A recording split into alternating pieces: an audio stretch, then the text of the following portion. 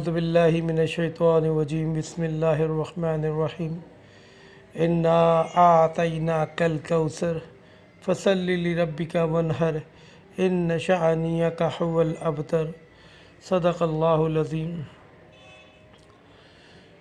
جیسا کہ آپ سب جانتے ہیں کہ یہ سورہ کوثر قرآن پاک کی سب سے چھوٹی سورت ہے، اور اللہ رب العزت نے اس سورت میں بڑی تاثیر رکھی ہے۔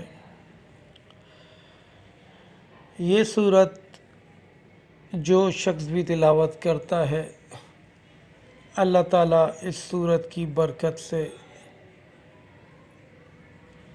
تلاوت کرنے والے کے درجات کو بلند فرماتے ہیں۔ اور یہ سورت ایسی ہے کہ بڑی سے بڑی، کٹھن سے کٹھن مشکلات، پریشانیاں، حاجتیں اس سورت کو پڑھنے سے حل ہو جاتی ہیں۔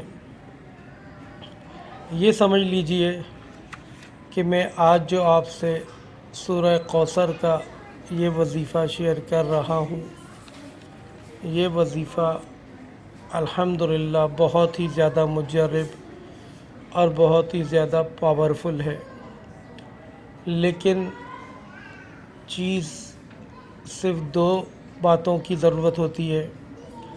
ایک تو اخلاص پڑھنے والے کا، اور دوسرے کام کا مطلب جائز کام۔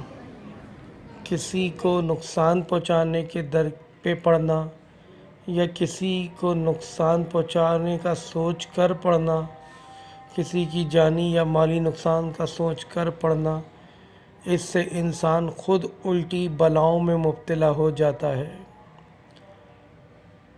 اسی لیے اس سورت کو ہمیشہ جائز کاموں کے لیے استعمال کرے۔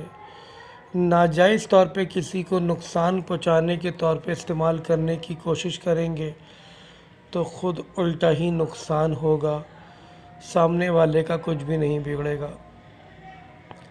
اب پریشانی چاہے رشتوں کی ہو، چاہے روزگار کی ہو، چاہے اولاد کی ہو، چاہے ذاتی مکان کی ہو، یا کسی بھی طرح کی صحت کا معاملہ ہو، جس طرح کی پریشانی ہو، اس سورت کو اسی ترتیب کے مطابق پڑھیں جو ترتیب آپ کو ابھی بتائی جائے گی۔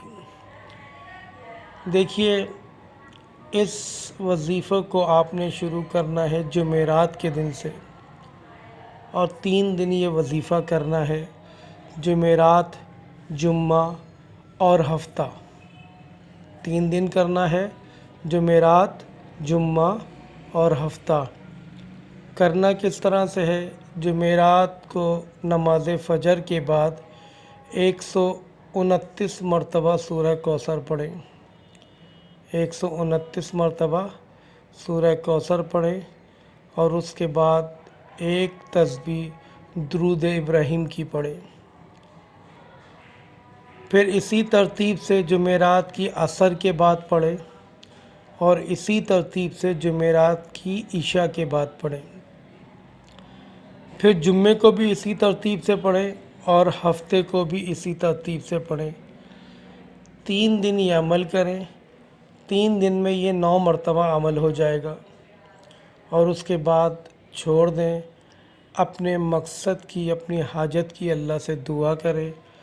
اللہ تعالیٰ آپ کی حاجتوں کو، مشکلات کو دور فرما دیں گے، اور جب حاجتیں اور مشکلاتیں پوری ہو جائیں، مشکلاتیں دور ہو جائیں، حاجتیں پوری ہو جائیں، تو اللہ کے حضور شکرانے کے نفل ادا کر کے کچھ صدقہ خیرات کریں۔ لیکن اگر کسی صاحب کی مشکلات ایک دفعہ کرنے سے حل نہ ہو تو مایوس نہ ہو، یہ سوچ لیجئے گا کہ اللہ کی طرف سے آزمائش مقصود ہے۔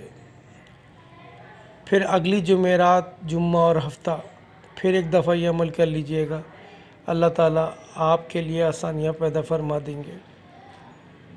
یہ عملیات، یہ جو عمل ہے، یہ ہمارے اکابرین کے مجربات میں سے رہا ہے۔ تو لہٰذا اس پر عمل کیجئے یقین کے ساتھ۔